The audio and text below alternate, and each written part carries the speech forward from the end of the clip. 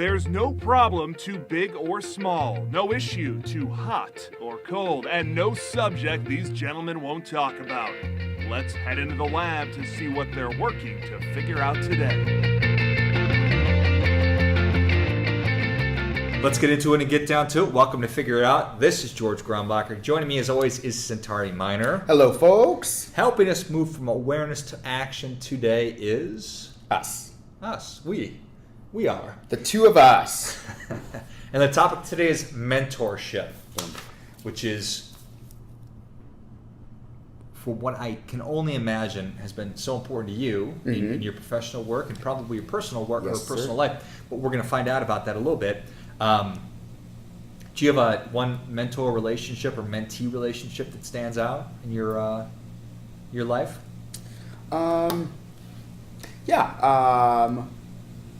Yeah, on both. Mentee, or me being a mentor, so a mentee relationship with Hector. So I met Hector through Boys Hope, Girls Hope of Arizona, where I'm now chairman, but at that time I was just tutoring him in pre-calc and then calculus, and then became his mentor. And that's a relationship that's gone on for 7 or so years. So I'm through the end of through the end of high school. He's now in college, and he's someone that I like to talk with from time to time, and he'll reach out on how to do things both in school and in life. And it's been a really fruitful relationship, I think, for both of us, especially me. And then from being a mentee, so having a mentor, there's a local businessman, Rick West, who's been really, really helpful in helping me guide the professional landscape and just really giving me good advice and asking really, really critical questions about why I'm doing things or why I'd like to do things that have really helped me. Excellent. And poor Hector is probably deficient in pre-calculus and calculus. So. Turns out I'm really, really good at those subjects. I thought you were an English major, sir. But I love math in high school. Renaissance I'm man. a Renaissance man. Okay, wow. Whatever you need help with, go ahead and direct those questions right to Sentari. Give them to me. Well, so value in mentorship, I don't know that you can quantify that necessarily, but we're going to give it a shot. Yes. One of the things that I think a good example of where a mentor and why a mentor is so valuable is think about a goldfish. And a goldfish, if you leave it in a tiny bowl, will remain the same size, but apparently if you put it in a huge bowl, it will grow enormous. Did you know that? I did not know that. And I don't know if it's true or not, but that's how the story goes. Okay, gotcha. It's kind of the allegory of the cave, where if you're unaware of the world around you and you're just in that echo chamber, if you will, you'll never grow past that. That's fair. Okay. So the value of a mentor potentially could be to turn you on to new important things, or give you new ideas, give you advice. Fundamentally, it's a role model. Right. I think a big value of mentorship is, so I take it from the professional stance of giving you a leg up and hoping you see things that you wouldn't see otherwise, going back to your original point. Especially for young professionals that are coming up in the ranks, they need someone who has been there, done that, and can really help guide them, and also have them see what they might be missing. So for me, it's looking at who are those folks that can help me figure out, is this the right move to make in my career, or is this a organization that I should be aligned with, or do you feel my skills and expertise are aligned well for this, and what will help me grow? And having those people that have been there to say yes, no, think about this, it's so invaluable. I think the best advice I've always given young professionals is to find a mentor, whether formal or informally, that can help be your sounding board on that. And I think a big thing that I've seen that has been great is when people find a professional board of directors, so a group of maybe 5 to 8 mentors that they can go to, maybe episodically, periodically, just to say, these are the things I need help on. Can you help me with these things, and really be that kind of sounding board for advice or just guidance on certain things. And I know for me, it's been woefully helpful, and also from folks that I've seen in the field and other folks my age, it's been the best thing that's really leveled them up in their careers. Yeah, well, I appreciate that, certainly.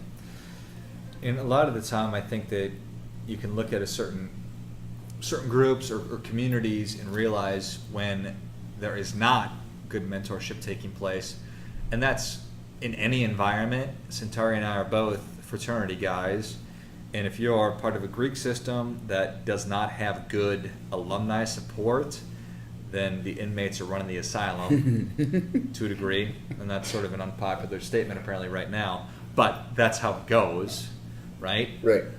Or if you're part of an urban community where there's not a lot of mentors in place, well then the cycle tends to repeat itself. So the value of mature leadership, if you will, for lack of a better term, I think is invaluable. And you think about a good thing that a mentor does is help a person see what success could look like, especially if that mentor looks like them. And so you look at, I would just take the urban community or people of color, having a mentor that looks like you, that's been through it, but has been successful, says that, oh, this guy's been through the exact same thing I'm going through, so I know that it's not insurmountable. So that's one thing. And two, they are someone that has your back, which is something that, no matter who you are, you need that person outside of your just parent or friend group that can say, I got you no matter what. And I think mentors really provide that stability for kids and young adults, and adults actually. I think it's fascinating that if you look at, and I don't necessarily like using sports references, but I think in this example it's fairly easy to understand and somewhat appropriate, that if you go to a high school that has a lot of students that have gone on to play Division I sports and even professionally, then there's a high propensity for other students to continue down that path and play Division I or play professionally, versus if you go to a school and nobody's ever gone D1 or played professional sports, well then your odds of doing that are very, very slim. People have cleared the path, and you can see and reach out to folks that have already done it. You see the success. You see the success. Yeah. Yes, you see it's actually possible versus, well, I don't even have any idea how to go about that. So, so talking about what it takes to be an effective mentor, there's the book How to Win Friends and Influence People by Dale Carnegie is probably one of the greatest personal success books that's ever been written. And one of my favorite rules that he has in there is give somebody a great reputation to live up to. Right? And I know from personal experience that when I was in college, I had a guy a couple years older than me. His name was Frank. He said, hey, he took me aside at the beginning of my sophomore year. He said, I think that you should really be in a leadership position, and you should run for whatever office it may have been. And frankly, I had no thought of doing that, but since he told me that he saw that in me, I went on to hold several leadership positions. So it's crazy how that works. It is interesting how just finding someone that believes in you does that. And I think more and more, I would say young people need that in their lives, especially today.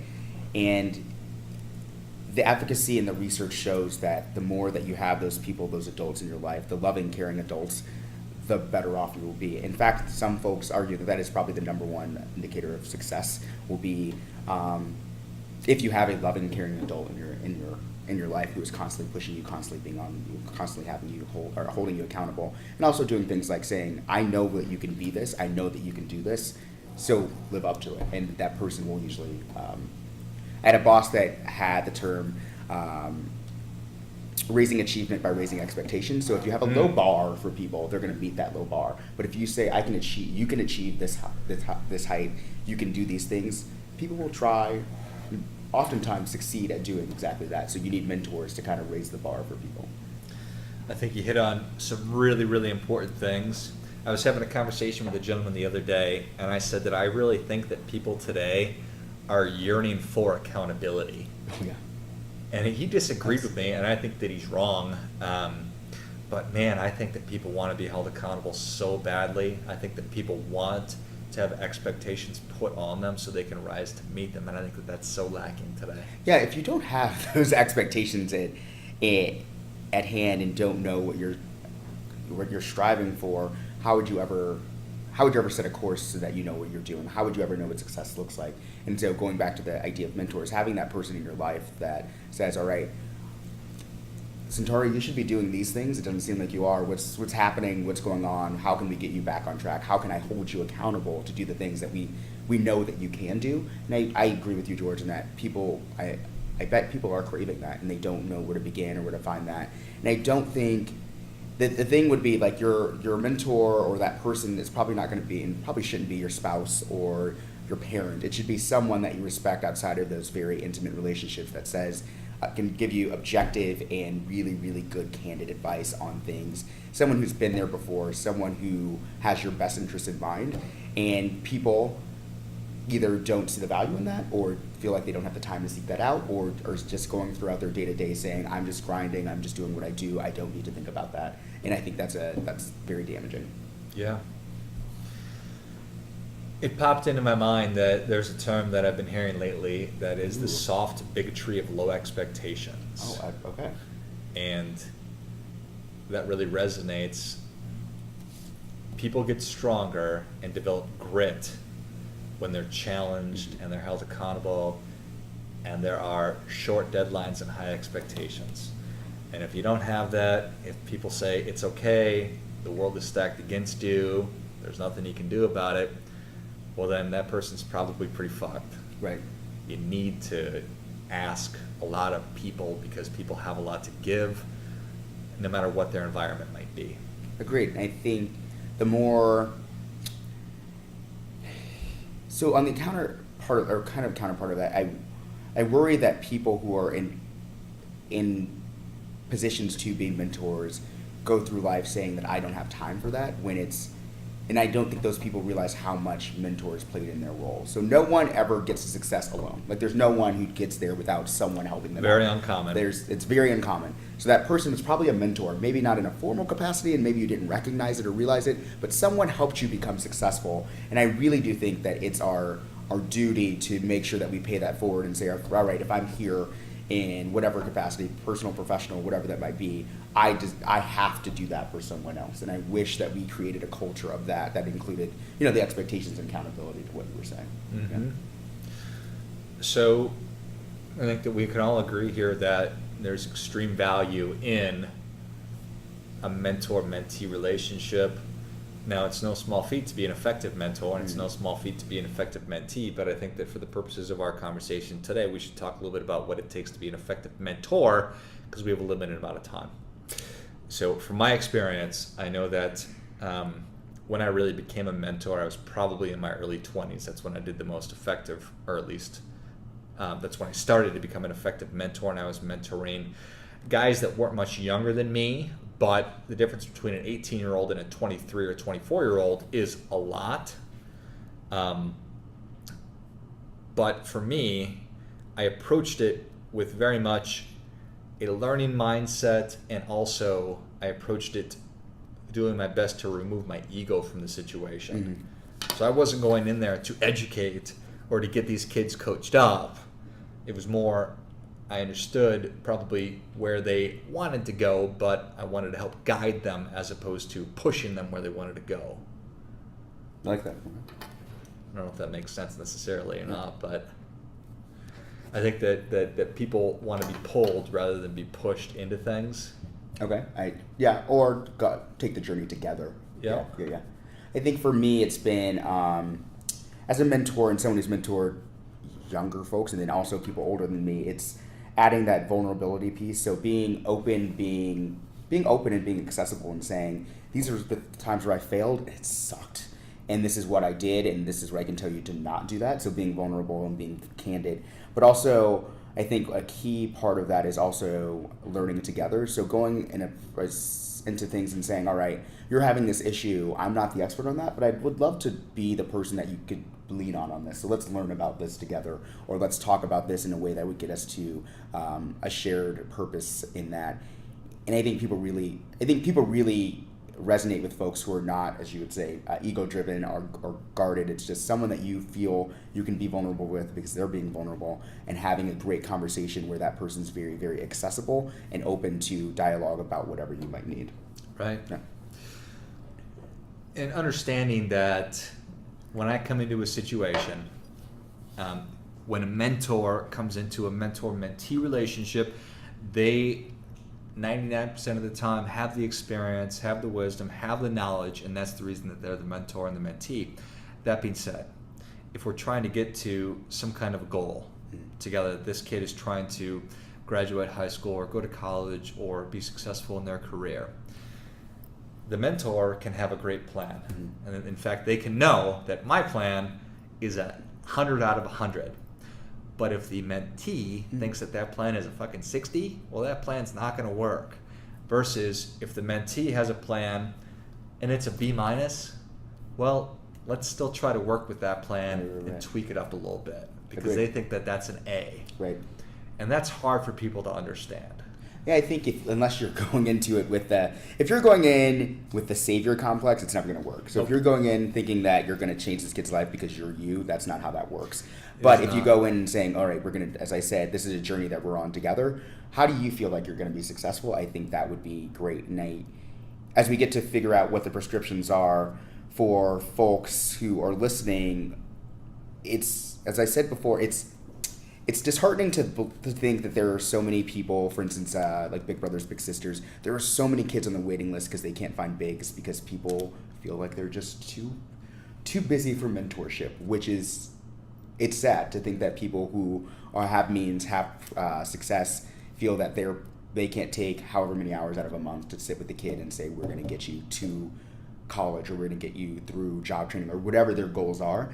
And so my challenge to folks listening would be find a local organization, nonprofit, whatever that might be, business group that is looking for mentors, and see if you can find the bandwidth or time in your schedule to join those things. And it's not just kids that need mentors, it's young professionals that need mentors, it's people who are trying something new. I mean, it doesn't have to be someone that's younger than you, it could be someone who's new to an industry and who says, I've been a physician for the last 40 years and now I'm in tech. I really need someone to be my guide in this. That is mentoring them through that. And so being innovative in what mentorship relationships could look like, but also being open to being a mentor.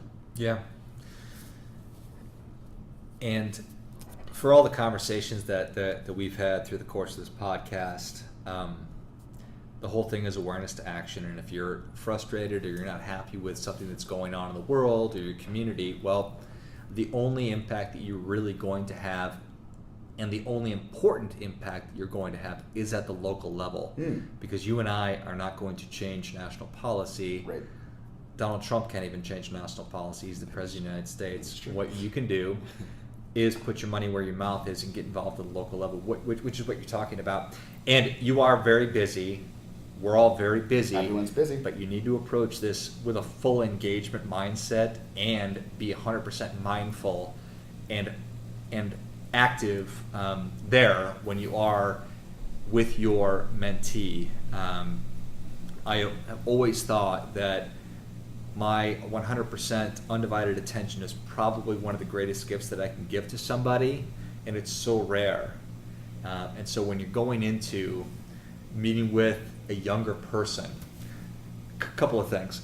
Definitely need to be fully engaged and fully present when you're with the person. Do not try to be cool. And I'm talking to the old guys out there, which is me. Do not try to be cool. Do not try to put yourself on whatever level or coolness that you perceive them to have, because you are already very cool in their eyes because you're a successful person and you're taking the time to spend time with them. So that's definitely a piece of advice that I want to share with people is don't bother with that. Just be 100% as authentic as you can be. I think that authenticity is that is a good point. I mean, kids, they see through bullshit. They just want the person that they sign up for to just be who they are, and they'll respect that, and you'll resonate with them more, and I like that idea. Yeah. So definitely patience. And I don't think that saying that you need to be a good listener is a throwaway, because I think we can all be better listeners, but you need to be patient. Let the young person communicate their thoughts and articulate their thoughts before you try to go and solve the answer or whatever question you think that they might have. Always ask more questions. Yeah, as we said, the savior piece will never work, but leading someone to the answer. So don't give anyone the answer. Say, all right, what do you think about this? What will get you there? Helping them, empowering them to get there is probably the most effective way to be a mentor. Giving them the tools to do it on their own. And you are active with a lot of nonprofit groups, but let's talk for another minute here before we wrap things up about how people can go about becoming mentors? Oh, that's it. Okay. I think depending on where you are in your life and depending on how much time you have, I'm trying to think just for our folks that are listening nationally. Big Brothers Big Sisters is a great organization. Boys Hope, Girls Hope is another great organization in a lot of major cities. If you're local, New Pathways for Youth is a great organization, so that's a big one in Phoenix. And then I would say look in your whatever industry you are and find out where the young professional organizations are in that, and then figure out if you can become a mentor to those folks. So if you're someone who's mid-30s, or I wouldn't even say that, seasoned in your career, one of the best things you can do is kind of adopt a younger person who's right out of college or someone that wants to get in your field or industry. Take them out to coffee once a month and just sit down and say, all right, what are you doing about your goals? What can I do to be of service? Where can I help? And that's mentoring. It's not something that you have to do every week for 3 hours. It's being a resource, being there for coffee for once a month, and being that person that they can come to when they say, hey, I'm thinking about switching jobs. What should I do? How do I negotiate salary? What should I do in an interview? Do you know this person? And having that increased network goes a long way. So folks who are listening, I would say look into those local nonprofits, but also think about if you're not into mentoring, kids or young adults, see where you can be an exemplar in your industry and find someone who's younger or up and coming in your industry and mentor them. Excellent. Well said, sir. Well, if you like what you heard today, please subscribe to the show, give us a like, and also please feel free to tag somebody that you think would benefit from listening to this or would enjoy the show, and feel free to share us on social media. And as always, keep questioning because the struggle is real. Boom. Good.